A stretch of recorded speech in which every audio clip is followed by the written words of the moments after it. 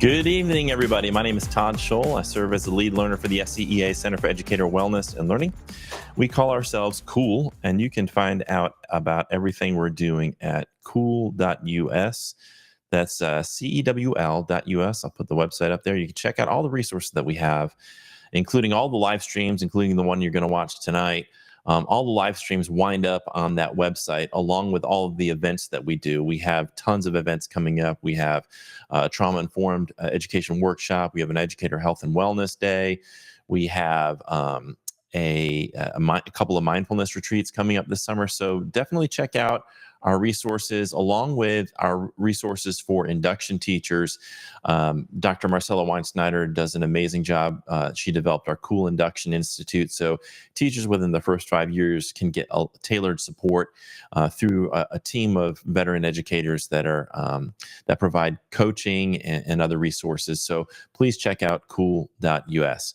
Hope everybody had a restful spring break and is ready for that final charge into the end of the school year. Wishing everybody a wonderful final quarter of the school year if you're on quarters. And we haven't had a live stream in about 2 weeks. I'm really excited about tonight's live stream because it's an opportunity for us to bring active classroom educators on to talk about our profession.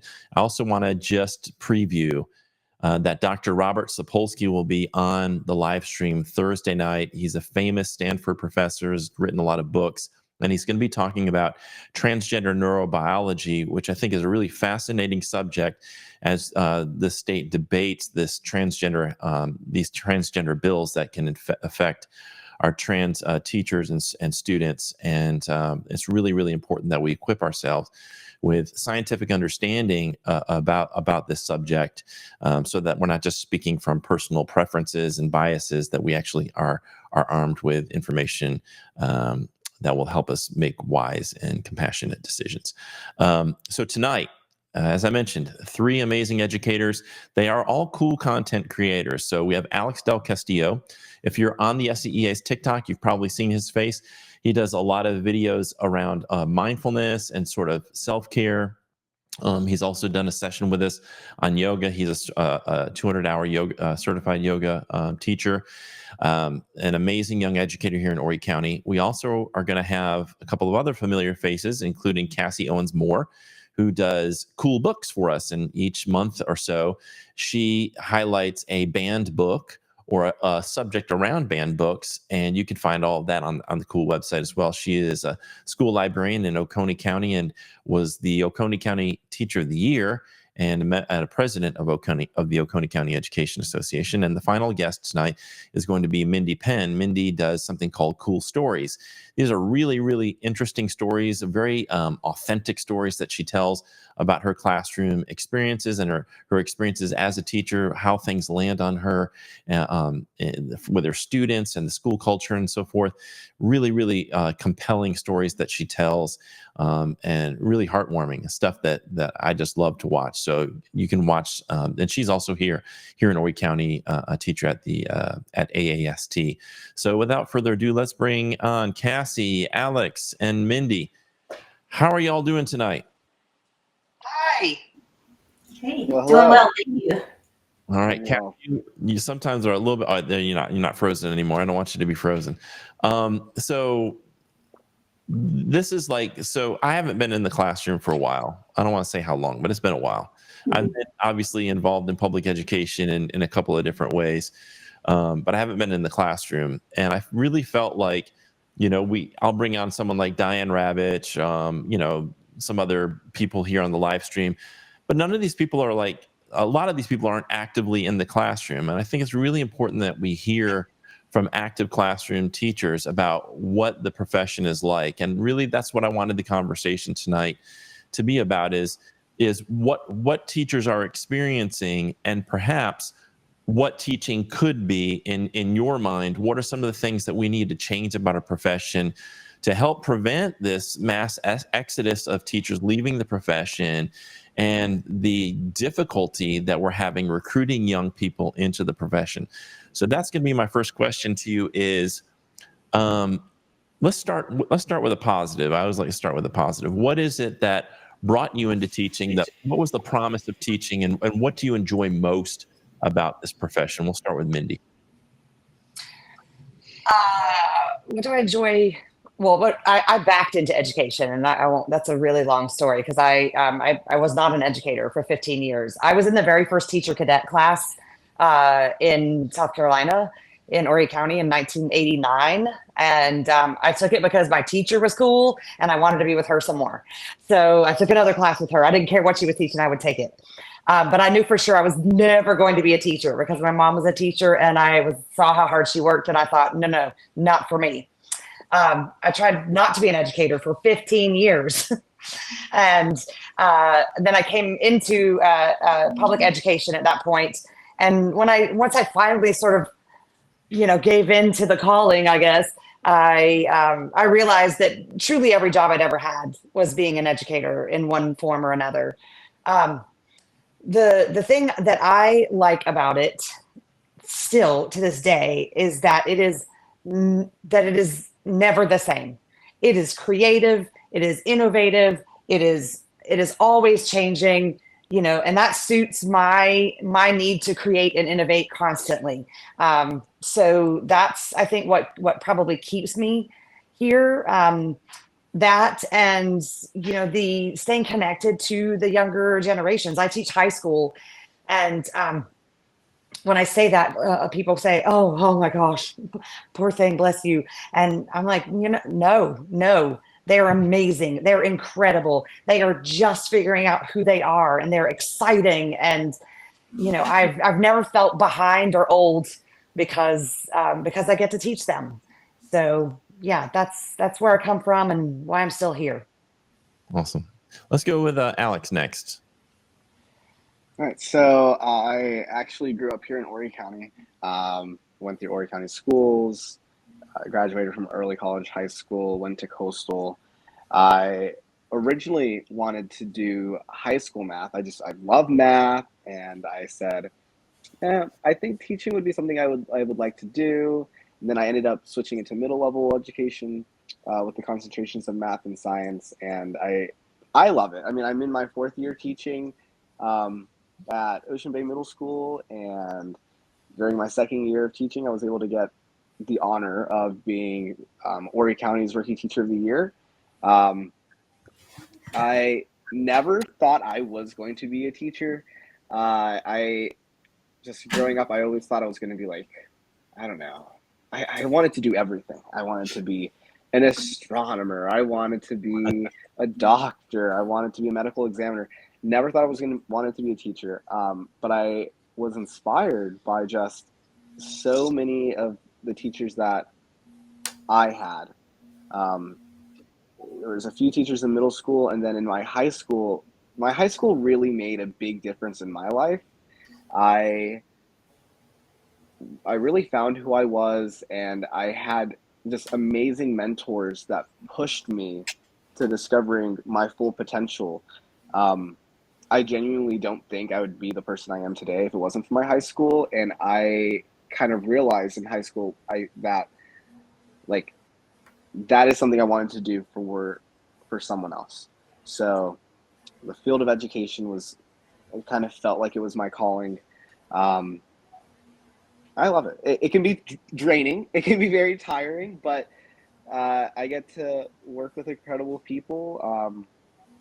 I have the honor to be able to say that I worked with Mindi. She's helped so much tremendously with my school's drama club, everything that we do in our drama club. So it's just great to know how so many paths can be opened just by being a teacher, and all the connections, not just between students with other educators.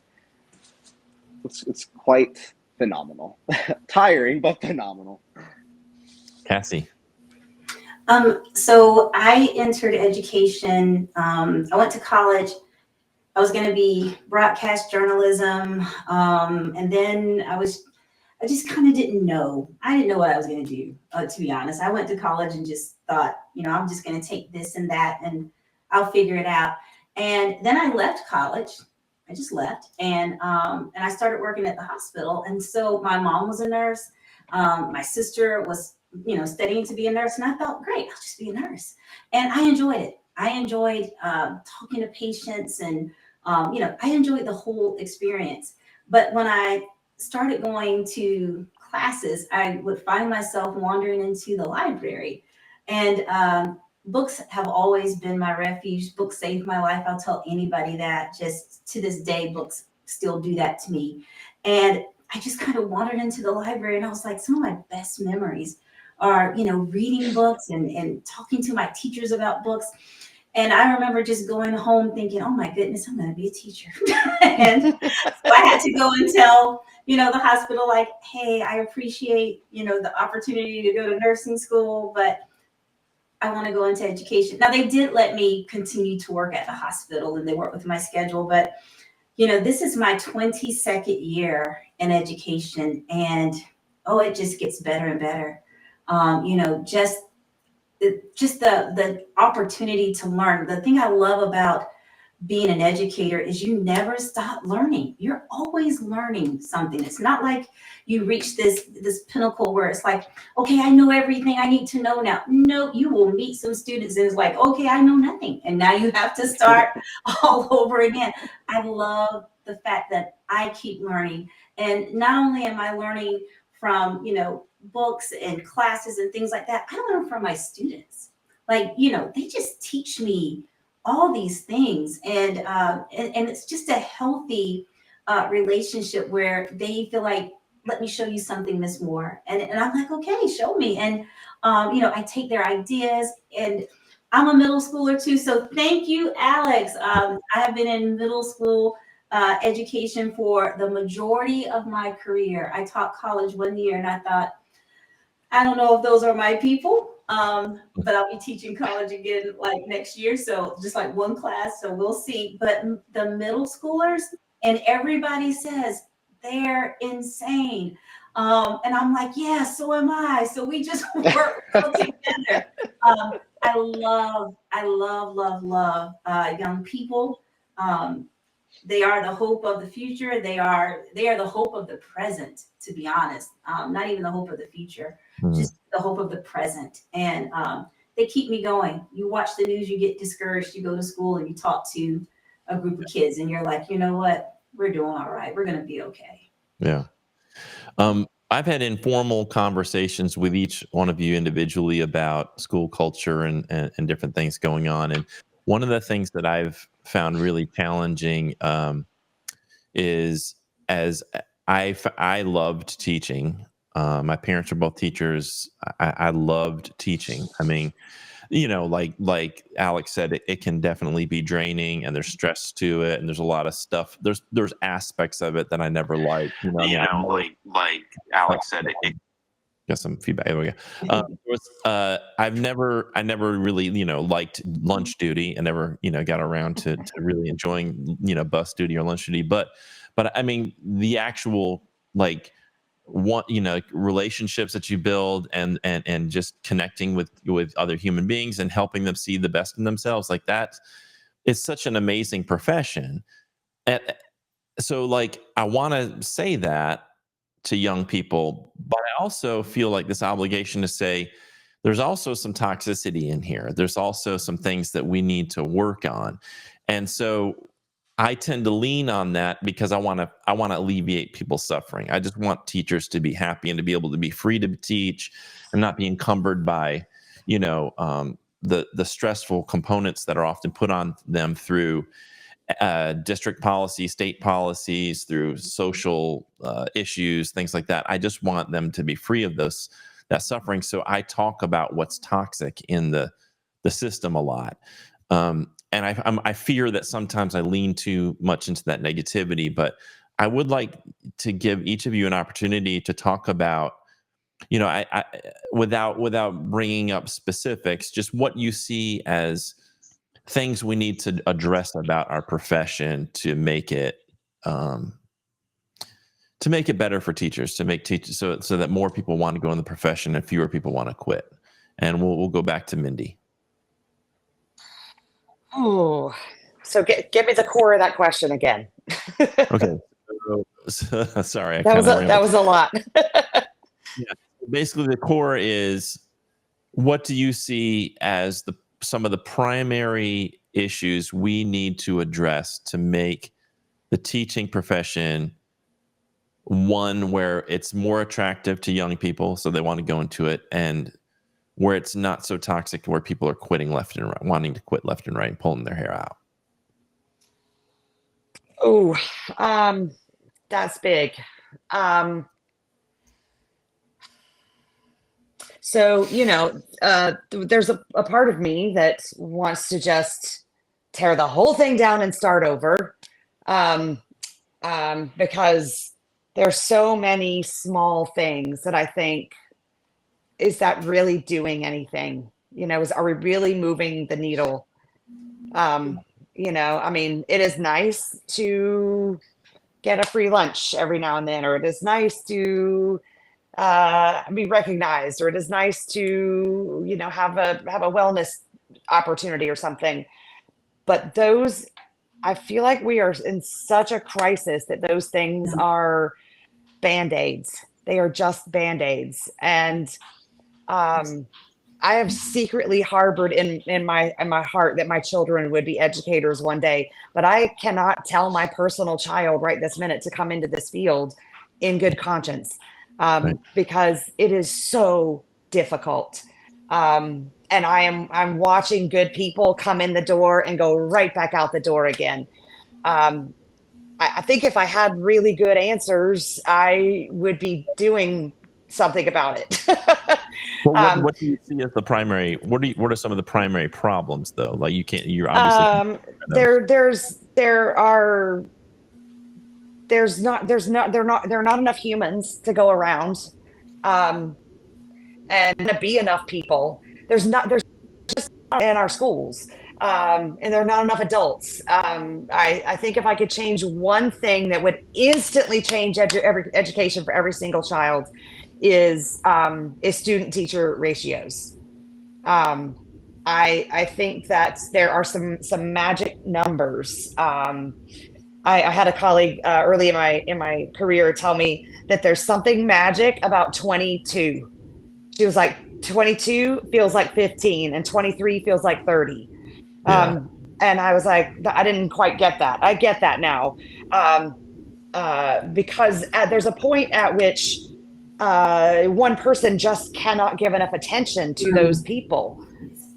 You cannot know those children deeply and truly if there are too many in the room. Right now, I teach elective theater classes. Every one of them huge, 28 kids. Alex knows how this is, right? Theater, everybody shows up. So I love those classes, and they're raucous and fun and big, but I don't know those kids the way I know my class of 10. Right. When I was teaching broadcasting and they would put 28 kids in my class and we had one broadcasting studio, I'm like, okay, we got a person on camera 1, a person on camera 2. We got, anchor 1, anchor 2, sports, weather. Yeah. And you keep trying to come up with stuff. And there's this scale issue of like, okay, I only have this much space and this much equipment and this much that I can do. Yeah. And so for a class like that, like technical theater and or for theater in general, it can be really, really challenging to try to keep everybody occupied and engaged, especially when some of those kids might have got put in there and they're not really passionate about the subject. Yes, absolutely. And and theater's its own special beast anyway. It's like, in my opinion, it's the ultimate STEM class because you use science, technology, engineering, mathematics, and art all in one place. It is literature, it is math, it is reading, it is analysis, it's all those things. But every theater class I've ever taught was an absolute sprint while, juggling several bowling pins and a pig. It's just like, it's constant. Right now my class load is, I have 2 computer science, informatics, data science classes that I'm sitting down for, and I'm 53 years old now, and I'm starting to feel it when I chase 28 kids for 80, 90 minutes. in 10,000 square feet on 2 floors, running up and downstairs to the booth, down, back, whatever. And like, by the time that class is over with, I'm like, I'm done. I'm like physically spent. I never thought this job would be as physically as demanding as it is. And what it becomes, even when it's not a theater class, at a scale of 24, 25, 30, 35, 40 kids in a class. It becomes physically demanding in a way that is not sustainable. And the only way any of us sustain, I think, is by learning to, what you and I have talked about, to radically rest. And that takes so much effort to do. So I think that ratio, of enough people, and maybe they're not even teachers, I mean, more mental health care professionals, more nurses, more librarians, more, more paras, more special ed teachers. All of that support system is just not there either. Right. Cassie, what would you say are some of the key issues? I think I know what happens is you get this, this bright-eyed, optimistic person who walks into the school, and they're gonna be the next, movie star. Like, if you think about those education movies where they come in and they teach these lessons and everybody's, going to follow them. And I am not picking on that, because that is what I carry with me all the time. But you come into, your school, and you're just so on fire for your subject, and you're just excited. But then you are given lunch duty and this duty, and now you have this duty. But did you write down, okay, you can't plan because now you have 5 meetings. You got a meeting on Monday, and then, a meeting on Tuesday, and then you've got this, and can you watch this class as well? And I hate to do this to you, and all these things. And so you've got these young people who come in like they're just ready to turn it up. But then you have all these other things added on top of it, and then you have, the looming fear of testing. Like, if your kids don't test well, then what does that mean? And then you've got a school report card, and now you've got to think about this, and you've got to think about this. And did you call those parents? Did you log those phone calls? Because if you didn't log them, it didn't happen. And so now you have all of these things, and this person who came into education is saying, but can I teach? Like, Right. When can I really get in there and teach? And when do I have time to plan? Oh, so now I need to take it home, but it's 4:00, and now I've got to stay up until 7, 8, 9, and this weekend. Oh, well, I've got it. It becomes so overwhelming. And a lot of people say, well, you knew what you were getting into when you got into it. And no, you really didn't. Right. And I think that you said something about the culture being toxic. I think it is because and I included myself into it, we just accept that as norm. We're like, well, of course we're going to be tired. I'm talking about teachers staying late. I left today at 6:15. Like, why did I leave at 6:15? I mean, could I have not said 4:00? I'm done. Well, I'm already thinking about, well, I've got that class coming tomorrow, and I need to do this. We keep repeating this pattern, and Mindi, I think you were spot on. We need to tear it down and build it back up, and erase some of these things, these really toxic habits that we have accepted as norms. And we are shocked when people come into education and they don't accept them as norms, and we're like, oh, I can't believe they didn't want to stick around. Well, of course they didn't want to stick around. That is not to dissuade anyone from education. I love what I do and will continue to do it until I can't. I love it. But on the same side of that, I love it enough to know that there are things that are wrong with it, and that I love education enough. I love public education enough to say, we've got to make some changes. I love the students. I love the teachers. I love the student teachers who do need to be paid.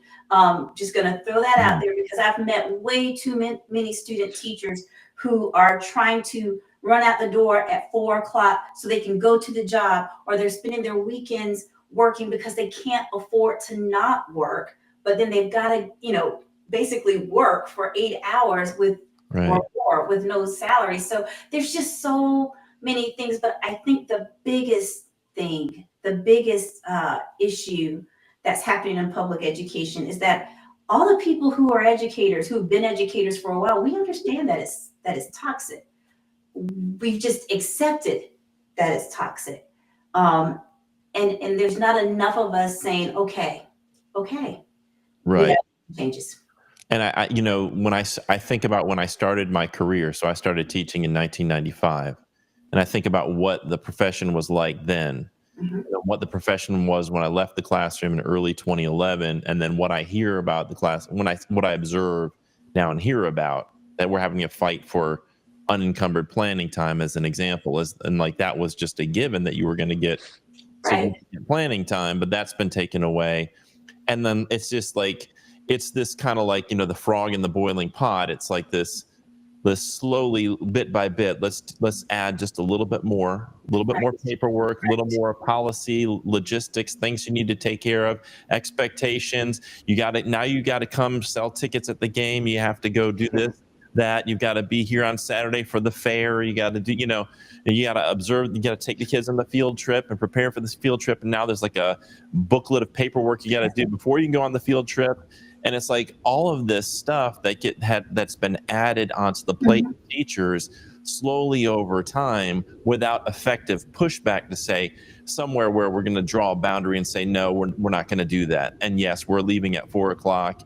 And no, it's not going to be a normal expectation to stay after 4. And no, we're not going to have our planning time taken up with PLCs and all these other meetings like you've mentioned. We're going to actually have a full planning period where maybe I can read, or maybe I can meditate, or I can eat my lunch. Eat my lunch. use the bathroom, like Yes. not feel like I'm going to rush through that. That's what fueled for me the docuseries I created called Rehumanizing School, because I went to these schools where the teachers and the students have that, where they have small class sizes, where they have, they're not about this grind culture where like we've got to push these kids bell to bell because we have these pressures from standardized testing. So as a younger teacher, Alex, what has been your experience? What are some of the things you're seeing from your lens? I completely resonated with just about everything that y'all have been saying. I feel like being so new and fresh, I came.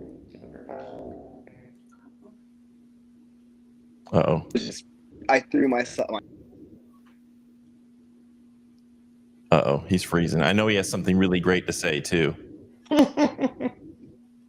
Shoot. Geared up for it. I know. I know he had something amazing he was about to say. Alex, try to jump back out and jump back in. See if we can get a better connection, and we'll go back to this question.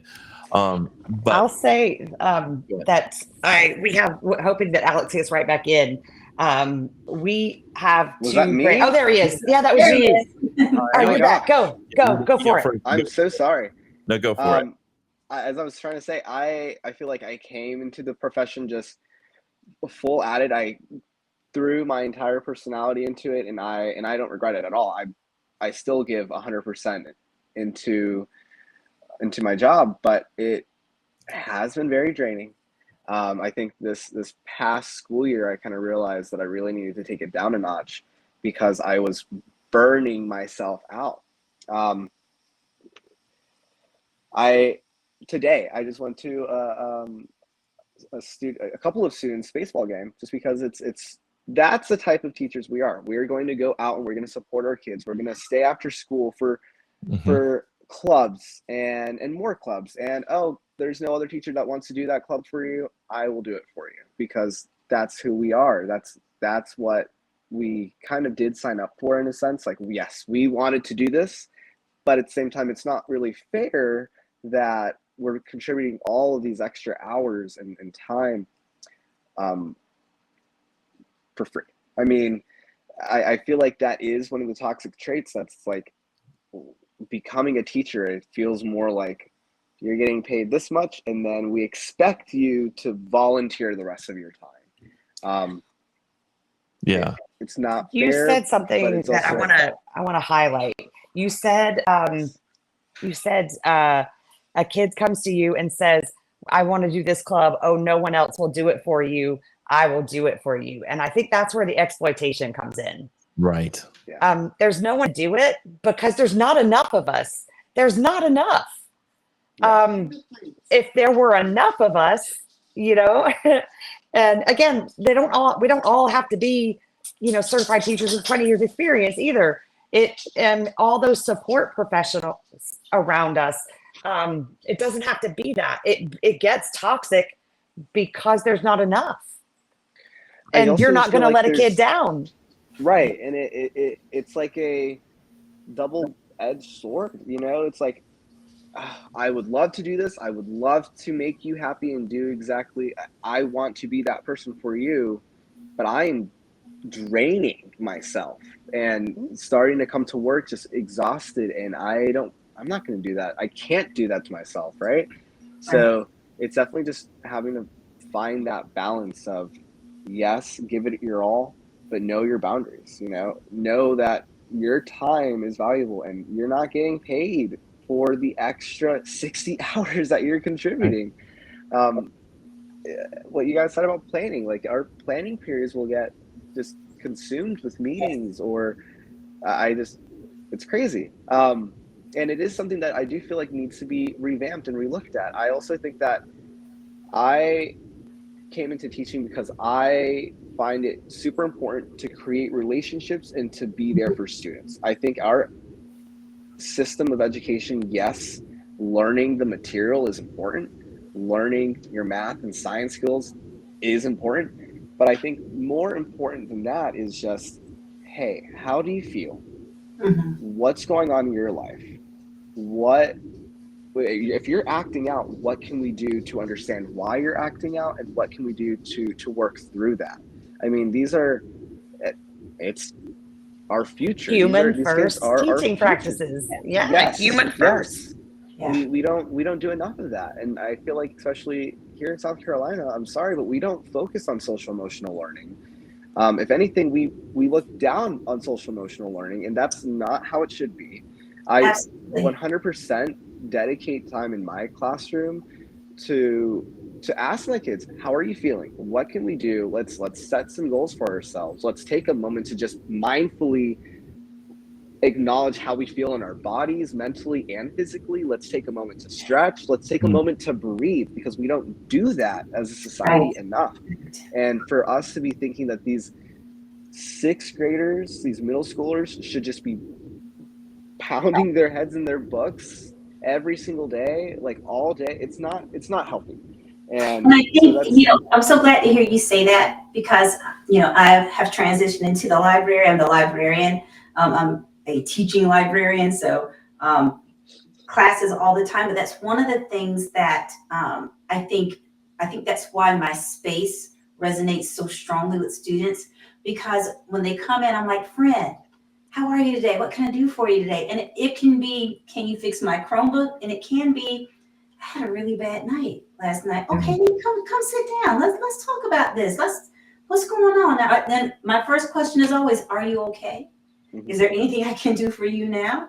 Do I need to go get someone else to, and most of the time it's just, can you just listen to me for like 3 minutes? And it's just that moment of, I'm here for you. Let me know if you have a hard time today. Just come back and see me, and they do. And you're so right, Alex. I'm so glad that to be talking to you, and you're 4 years in, and you've already have this mindset. I love it. I applaud you. Thank you so much for understanding that. You've got to check in. You've got to talk to them, because if all that other mess is going on, they're not going to get your lesson anyway.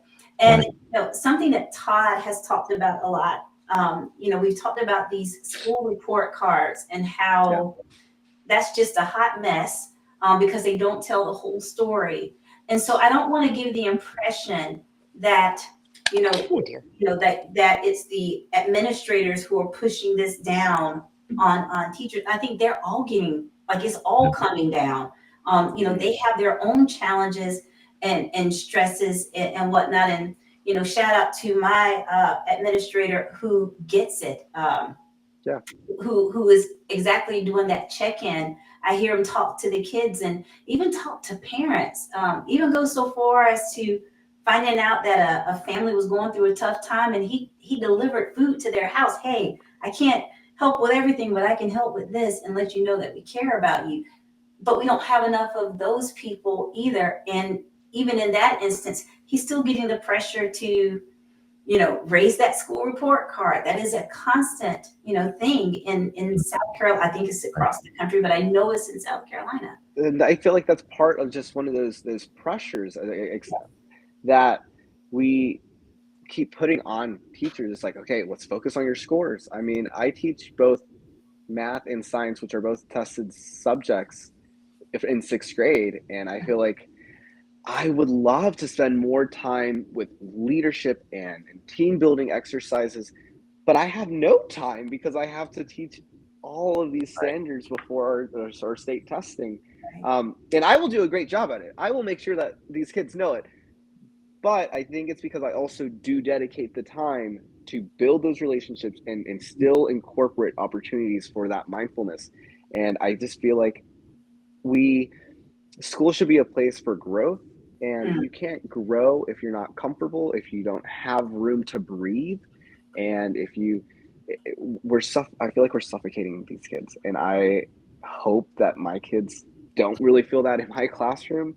And that's just something that we need to change. We need to adapt this sensation of prioritizing mental health and social emotional learning within the school building, because that is how you are going to get your kids to be successful. Yes, we get it. We want them to score great in their math and science and English and reading, and they will, but you have to give them that social emotional learning portion.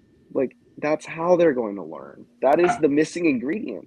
And of course, teacher, we also have to give some more focus for our teachers and give them more time to breathe.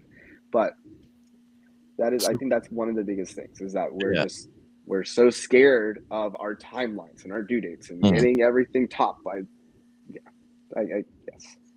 So that's my core issue is standardized testing, because I think so much of what we talk about stems from that sort of scarcity mindset, this sort of mindset that American kids aren't scoring well enough compared to their international peers. This is where it started with Nation at Risk. It was this sort of faux argument that teachers unions weren't doing a good job of weeding out bad teachers and kids weren't really learning.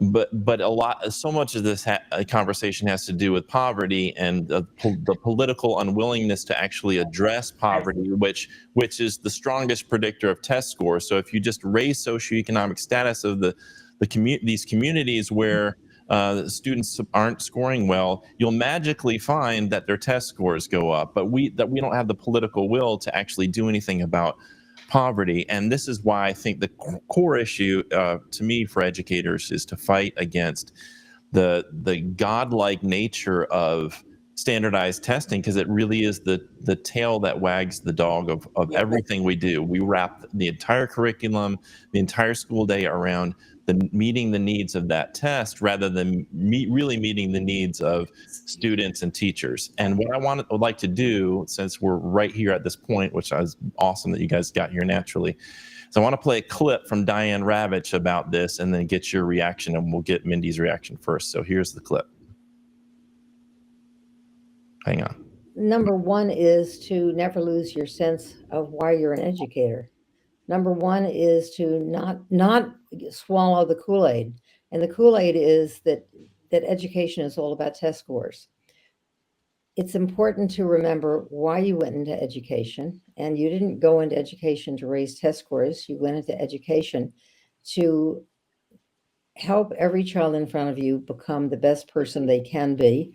And whether it's through the arts or through science or through hands-on experiences and building things and making things, be the best you can be. But, I know you can't ignore the test scores because it can get you fired. But I think that if children are freed to love learning, they're going to do fine on the test. and don't let the test drive you. So, Mindi, what do you think about that and what we've been talking about regarding testing? So I have the unique sort of, I guess, kind of unique experience of having always taught in theater and computer science, neither of which anyone hollers about standardized testing for, which is, it's just kind of great. However, oh Lord, so, so that that part wasn't always like, I've never sort of taught the content that was like the high stakes content. The flip side of that is, my part of it is that I often got told I didn't matter because I wasn't driving those test scores. Right. Kids were pulled out of my classes to go back to English class, to go back to math class. When I knew good and well, my class was the reason they showed up at school in the first place. So yeah, I completely believe that 100%. I'm a data science teacher. I've looked at all that data. I agree with you 100% about poverty. I'll brag for a hot second. I was a top 5 teacher of the year in Horry County.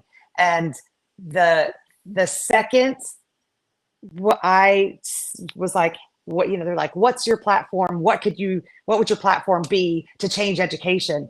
I said, end childhood poverty. And crickets, absolute crickets. Like, what does that have to do with education? And yeah, so I was ahead of the curve on that data, I guess, because SAT just says, just determines what zip code you live in. It's really ridiculous. So yeah, I agree wholeheartedly that we should chuck all of that. Those are for-profit money-making organizations that are selling us test after test after test after test. And I have never, not once, have I gone and looked at all that data and made like a significant turnaround in my teaching of a child. I used to look at that data as soon as they walked into my room. Let me look at their data. What are their MAP scores? What are their reading scores? What are the math scores? And I stopped doing that because I was having expectations about a child that were completely false based on those numbers. And my daughter was born with a congenital heart defect, and her cardiologist said the smartest thing to me when she was born. I kept looking at the monitors, and they were bipping and booping, and there were numbers everywhere. And I was looking at them, and I was like, "How's she doing, doctor? How's she doing?" And he was like, "Look at your child. How does she look?" And I was like, "She looks beautiful. She's pink, and she's smiling, and she's making noises, and looks like a regular baby." And he was like, "That's how she's doing." I have carried, excuse me, I game and announced robotics all weekend, so my voice is almost gone. But I've carried that with me into education. Look at the child, look at the human in front of you, and start with that. Right. Cassie? Yeah, I completely agree. I was an ELA teacher for 18 years. And so, yes, I'm very much aware of test scores and test anxiety and being called into meetings about where students should be and can I get them there and did they grow and all of these things. And, somewhere in my career, I just thought this is silly. This is a snapshot. This is a 1-day snapshot of this child who started my classroom, could not write more than a couple of sentences. Now we're at, good paragraphs. So is it a 5-paragraph essay? No, but look at where we started. Look at the confidence. Look at this child reading and answering and making friends, like really shy. And now all of a sudden you've got these people that you're connecting to and connecting with. And so I've never been someone who's agonized over test scores because I realized that I realized that it's just not the end all be all. When I was in school, I did not do well, which always shocks people, but because I am ADHD. Now, if you're around me more than 10 minutes, you already know this. But when I was in school, this wasn't something that people discussed. So they said, she's a daydreamer. She doesn't take her work seriously. I remember in high school, a teacher called my mom and said, I think she's got boys on the brain. And I was like, what?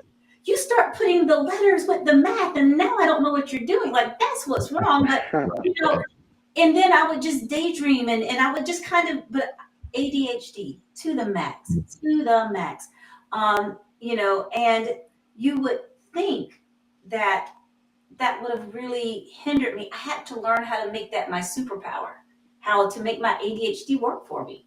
And those kind of things. And that's what I tell students now, because I've sat in too many IEP meetings where it's, the fact that you are ADD, the fact that you are dyslexic, the fact, all these things. And it seems like such a sentence to these kids, like, oh, I'm never going to do well.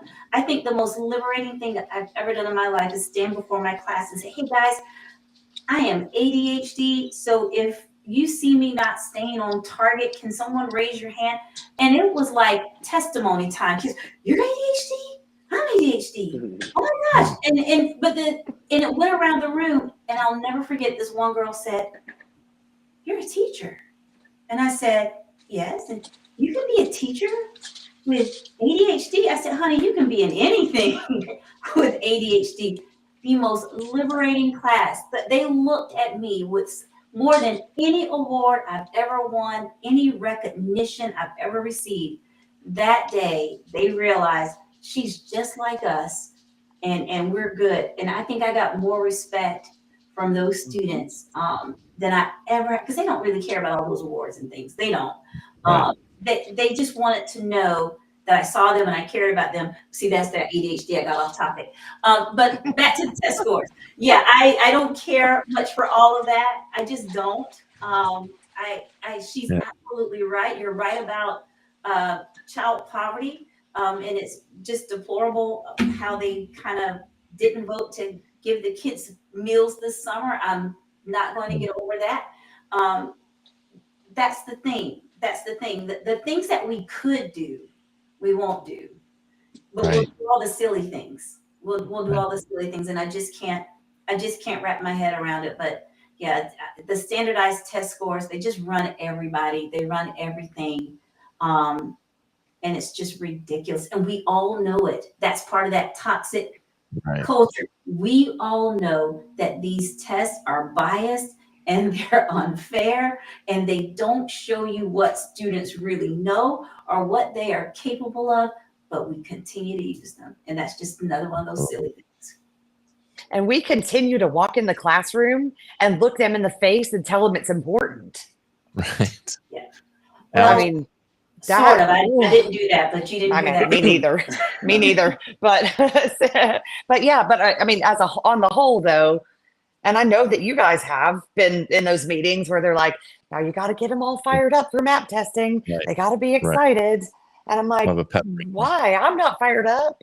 This is terrible. Yeah. I remember having pep rallies for, we called it the BSAP. You remember that, Mindy? BSAP, yes. We had a BSAP pep rally at Conway High School. I remember doing that. Yeah. So, Alex, what were you going to say? I mean, I don't disagree. I remind the kids all the time. Today, I just had a data talk with my math kids because I gave them back their iReady diagnostic scores, and we just wanted them to understand what their data means, so that way they just have an idea of it. But I remind them all the time, I'm like, this score doesn't define you. And I told this to all my students because I can see that look of disappointment whenever they don't meet their goal or their stretch goal. And I'm like, listen, you have grown in this class. There's no doubt about that. Please don't look at the score and let that tear you down. Because test anxiety is a real thing. Just because you take a test on a Tuesday and you worked really hard and you had 4 hours to complete this test, it doesn't mean that that is the most accurate representation of what you know. Now, I will play a little bit of devil's advocate and say there are some things that I think we should hold some standards to. As a math teacher, I do see a lot of kids come into 6th grade from the elementary world, and their math skills are not ready for 6th grade math. And I do think that there's something that we need to figure out of, all right, what can we do in the elementary world where what is a requirement for moving on to the next grade level, so that we're not trying to force feed these 6th graders, for example, oh, you need to know all this, but you don't even have your foundations down. So I can see where, some data might be important, but it should be an accumulation of data and not just here's your test score and this represents you. And it has to be the right data at the right time. Right. Sorry, this is what I teach, but Yes. the data, number one, has to be relevant, but it also has to be timely. And how much of this like standardized testing data, I think map data probably comes the closest to being useful in the moment, maybe. But these big tests where you're not even teaching those kids anymore by the time the data comes back, it is ridiculous. In the data science world, that data is worthless, absolutely worthless, and we're paying billions of dollars for it. Right. Yeah. And we get that data back, and then you have to sit in the meeting, and it's like, see, your students last year didn't score. Your students last year did score, and I see these teachers, some of them crumbling. Like, I thought I did a good job. You did do a good job. You did a good job. It is one day, one moment. You did and that's just where I got to. I had a principal at my former school. We were talking, and he just said, your test scores are always pretty good. What are you doing? I said, they're good if I'm there. They're good if I'm not. Look at the kids. I mean, look at the kids we have. They're always going to test well. I could read the newspaper. I mean, I really didn't. I talked, but I could have. I really could have. I think they would have just done well. It was just the neighborhood where I was in. Demographic. Those kids came in with the mindset of I will be successful. They had it, they had all the support, and I'm glad that they did. I'm not trying to make that like a thing. I'm glad that they had that support. That support is super important. They were going to be successful regardless of me. I feel like that in my heart. They were just going to be successful. I have been in some other school environments where I have, as one teacher told me, you can teach the paint off the wall. And I was like, yeah. And those scores, they moved like this much. But I was proud of it. But, if we don't look at everything, if we don't look at all of it, the whole child, the whole environment, the whole experience, because as you were talking about kids coming into 6th grade, not having all, maybe not being completely ready. And that's something that I experienced when I taught ELA all the time. But then I would go back and I would see where this child has moved 7 times in elementary school, and all these different situations and circumstances. And that's when that support is needed. That's where that additional support comes in, when you're looking and saying, okay, this is what happened to this child. This is what's happening to this family right now. But, again, if you're only focused on, you met, exceeds, and all those kinds of things, you miss it. You miss all of it. I 100% believe that a big portion of that is just the classroom and school environment. Now, I'm very thankful for my administration and my school in particular. I have great administrators who are super supportive. They love that I take my kids outside to go do yoga. I think it helps build that environment, and I think that if we want our kids to be successful, we have to create that type of welcoming, inclusive environment that they are comfortable in learning and making mistakes in. And if they have that sense of comfort, then when they do take their test, they're going to feel a little bit more ready than that pressure that's so toxic that we throw down them when it comes to these state testings. I want to get to one final clip that I want to show and get your feedback on. So one of the things that I'm also big on talking about is helping human beings tap in with their authentic selves, because I think that's the way you heal trauma, and it's also the way you help people live a life of meaning and purpose, and with sort of a healthy mental mindset, is being able to tap into your authentic selves. I think it is the disconnection from the authentic self. That's why I've got The Myth of Normal here by Dr. Gabor Mate, a book about that. It's the disconnection from the authentic self that I think leads to a lot of what Thoreau would say is lives of quiet desperation, because we're not really tapped in with who we are authentically. So we're living for somebody else, or for some goal that society told us was important. And this is one of the issues that we talk about in Rehumanizing School. And I spoke with an educator. Her name was Gigi Austin, and she had this to say about that subject. So I'd like you to watch this, and then we'll get feedback, and then we'll wrap up.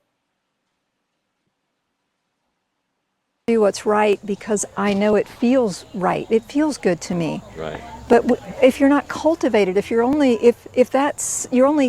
you're only brought up to do what you do because you're afraid of getting in trouble or you want a prize, that leaves the self undeveloped. You know, and so what I would love, and what happens here at Blue Mountain, is we are cultivating a self that can then be self-directed, can be self-regulated, can be, and then grows up to be what it's really meant to be, rather than a reaction or a response to these external things. There's an actual, oh, I'm a seed and this is what I'm growing up to be. Right. So this is a supportive environment. You know, it's like tilled, fertile soil, and then the kids are taken care of to be whatever they are. You know, what a tulip or a zinnia or whatever. All right, so that's Gigi Austin from Blue Mountain School. So I'm going to go back to Mindi, since she's the we haven't heard from her in a minute. What are your thoughts on this subject? I'm as a theater educator, she's singing my song, because theater really is a place in school where kids can still have the opportunity to kind of like figure out who that authentic self is, right? They get to try on other personalities and other ideas through acting things out in theater. So I believe that 100% that is crucial. From us, Cassie was saying, being authentic about her journey, with ADHD and mental health. I am so transparent about those things myself. I did a whole cool stories about it. I think that is really that living authentically in front of our students can give them the courage to do the same. Right. We've got controversy swirling about us all over the place, in education right now. And we get sort of a talking head thing in our ear that says, don't talk about those things. Don't talk about controversy. Don't be controversial. Those are exactly that kids want to know about. And they want to know what you think about it. And that people often make a quick leap to indoctrination right there. Right. Right. And one of this sort of goofball things I've developed is a way of being authentic in my class. Is I'll tell my students, I'm going to draw a box around this right now. This is like the not Miss Penn's not a teacher box right now. And I'll say, and I'll share with you what what I think.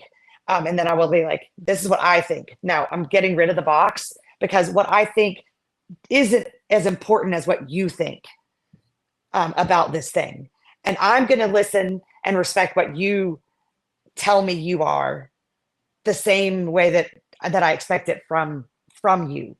I celebrate authenticity all over the place. I have a kid who comes into my class and You know, I've recently had a kid come into my class and tell me they are just fascinated by costume design. And to look at this kid, it is not someone that you would have gone, that kid's gonna just be fascinated by costume design. So when a kid tells me they're fascinated by costume design, but they have walked in some, you know, like Wranglers and cowboy boots, and a great big belt buckle, and I'm like, that's not what I was expecting. I believe them. I believe what they tell me they are today. I believe what they tell me they are tomorrow. I don't care if they're complete opposite, because their attempts at authenticity are what I want to applaud Right. and celebrate and lift up. God, did I answer that at all? It's Yeah, way you know, past the end of my meds today. no, reinforcing their authenticity, modeling authenticity is so important, because I think a lot of kids are looking outside themselves for who should I be, instead of looking inside themselves for who they should be. And that's and if that's not modeled by anybody in their lives, not their teachers, not their parents, then that's where they're going to look. They're going to look outside themselves, and then they become something that isn't authentic to them, and then they're miserable for the rest of their lives, like a lot of adults are, because they weren't allowed to be because of cultural pressures, or they just never saw a model of how to be that. Let's go to Alex and then Cassie, and then we'll wrap this up. I know we're going past time. So, Alex? I mean, I think just the biggest part that resonated with me is the fact that, you know, a supportive environment is the fertile soil. Like, that is what we need to provide our seeds, our kids, is an environment that is supportive and welcoming, and just a place for them to be able to grow. But again, growth can only be accomplished if we give them everything, not just these growth chemicals of Right. book work, but also some room for meditation and mindfulness, or just being able to an opportunity to talk about how they feel. Cassie, final word. Well, I have to say that Mindi and Alex are my people. You too, Todd. You're my person too. But you know, I've not talked to Mindi and Alex before, so this has been amazing. But I completely agree with what Gigi said. I think the greatest compliment I've probably received in the past 22 years, and I've received a lot of things from students, but when a student walked into my library last year and said, I feel seen, valued, and respected in this space. And she wrote that on a card, and it is still hanging up. That is the mission statement that I follow. I look at that. If I don't do anything else right, when students walk in and they feel seen, valued, and respected, I can go home and feel like, you know what, it was a good day. And so that is that is my priority, you know, every single day, just to let them know that I'm here. I accept you just as you are. And I don't care, you know, about your scores, and I don't care about what level class you're in and all that other mess. I see you and I like you. And that's just what I communicate. And Todd, you said something. I communicate that to my students because I didn't always feel that communicated to me when I was a student. I felt very misunderstood and all these things. And part of it was the time, and part of it was just whatever it is. But I know what it feels like to feel like I have to perform to get, you know, some acceptance. And so I never want another human being, be it student, teacher, or anybody, to feel like that. So when I see them, I immediately let them know, hey, I call everybody friend. Hey, friend, what can I do for you? How are you doing today? What's going on? I call students, adults, anybody, friend. Just level that playing field. Yep. And it's just been tremendous. She's so right. We've got to, just teach. We've got to show them, not even teach, just show them how to live that way, and let's be their models, and let's all just grow together. Yeah, I'm thankful I was able to watch a lot of Mr. Rogers growing up, because I got that message repeatedly from him, that I was good just the way I was, and to cultivate that myself, and love myself. So I always looked to Mr. Rogers as a hero, one of my greatest heroes, because he really did preach and teach loving yourself. And I just want to say, thanks to each one of you for your minds, for your hearts, for your voices, for your willingness to use your voice. I know, you have a lot on your plates. Like you said, you're active classroom teachers, so you have a lot going on. So for you to take time to produce content and to speak from the heart, and sometimes about controversial issues, and sometimes just about stuff that makes you vulnerable, I just want to say how much I appreciate you, and I'm so glad that the students that you're around every day, and the teachers that you're around every day, get exposed to wonderful people like you. And I don't want to sound like Mr. Rogers, but thank you for being you.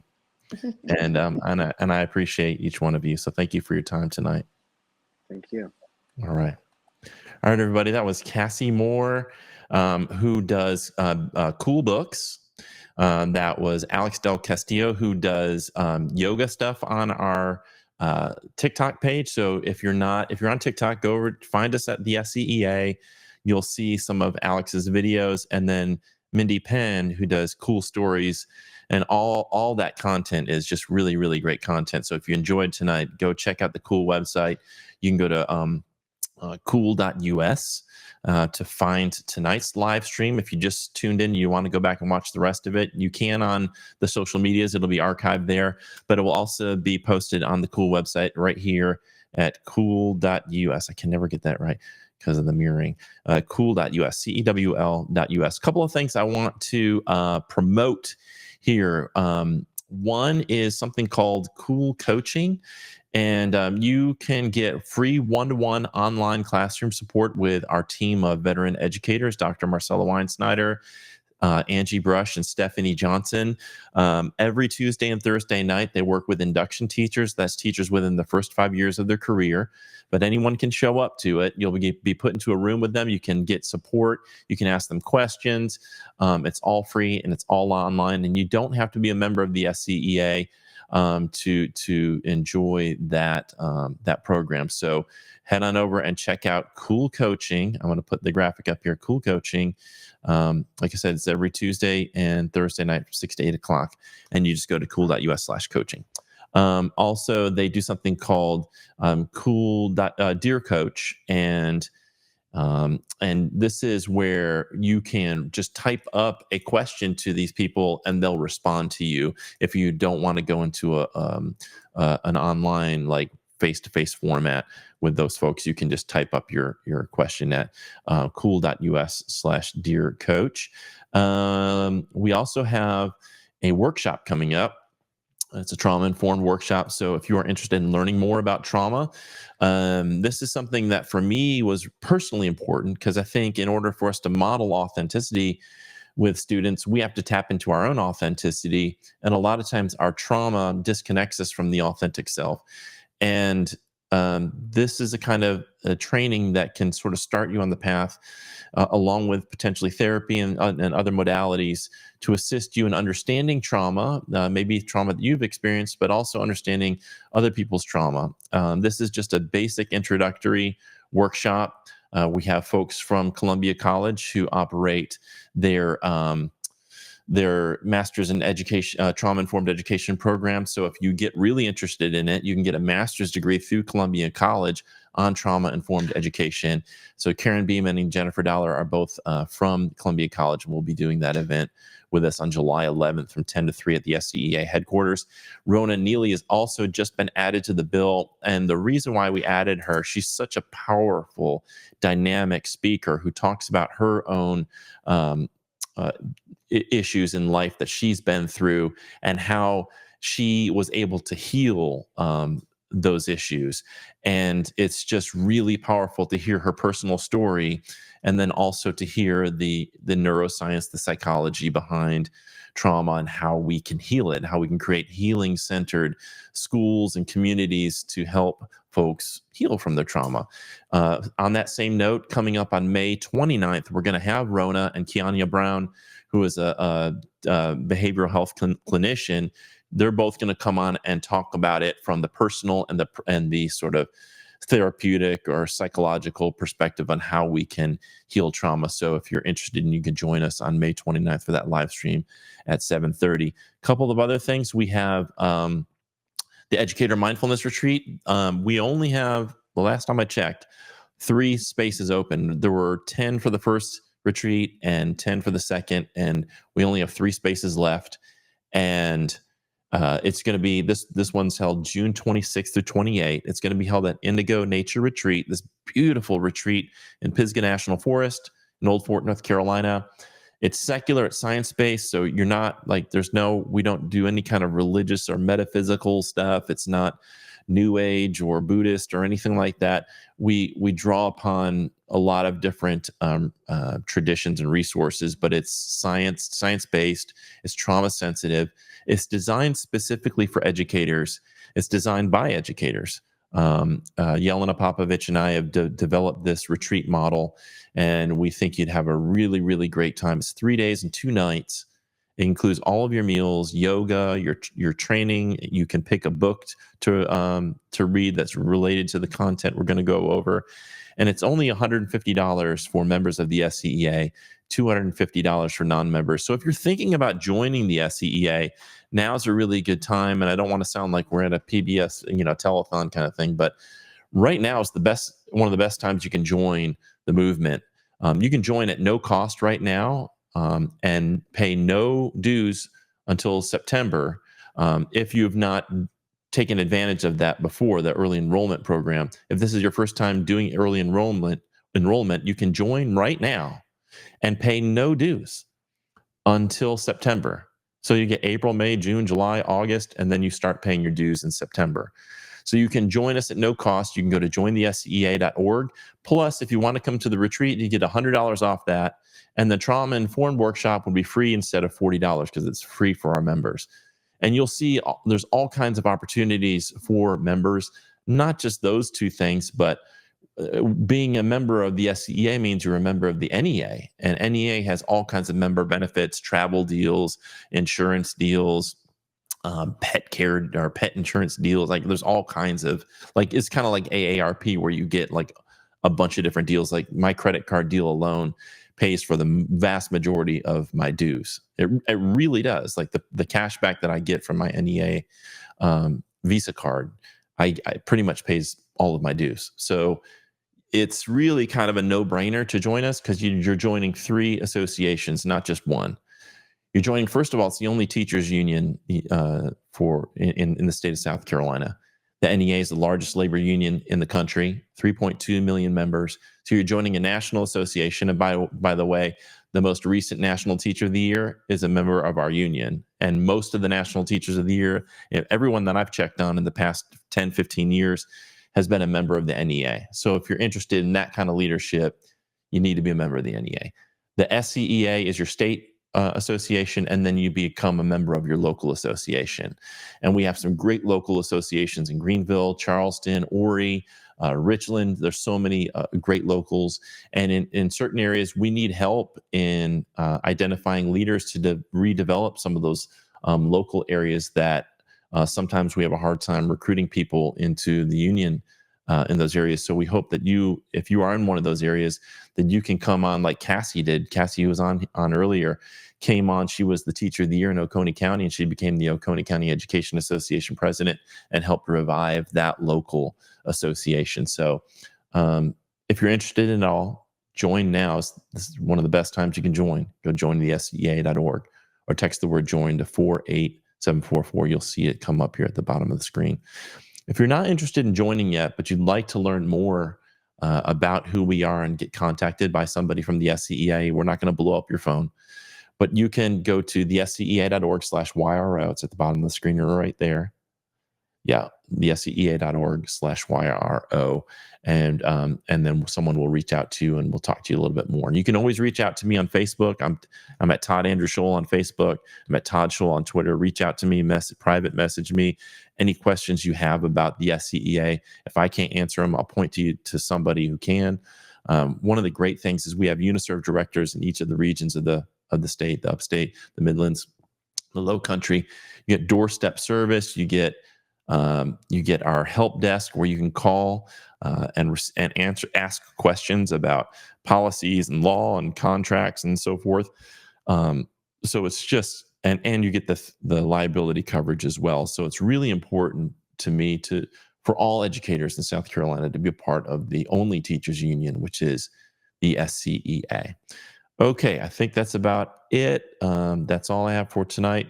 Please, again, go to the Cool website. By the way, you can, if you're in a public school or school district, you can request free professional learning. I'll come, Dr. Weinsnyder or other members of our staff will come out and do free professional learning for your school or school district. All you have to do is reach out to us. If you're at a university, a college in South Carolina, if you're at a public school, we'll come out and do that free professional learning. And we do everything from classroom management to mindfulness to trauma-informed basics. There's just a whole bunch of classroom culture. We do a ton of different professional learning sessions. So check us out at cool.us. I want to thank again the guests tonight, Mindi Penn, Cassie Owens Moore, and Alex Del Castillo. Wonderful conversation. Thanks to them. And thanks to you for tuning in to our live stream. I hope that you'll join us this Thursday. Dr. Robert Sapolsky is going to be talking about transgender neurobiology, 7 o'clock Eastern Standard Time, right here, the same place you're watching this. Dr. Robert Sapolsky, amazing Stanford professor, author, and just an illuminating conversation about transgender neurobiology. I think you'll find it a fascinating conversation. Saw one of his YouTube videos, reached out to him, and he agreed to be on the program. And I'm really excited to talk with him and learn from him on Thursday night. So I hope you'll join us then. Until then, take care. Have a wonderful week, and see you Thursday night.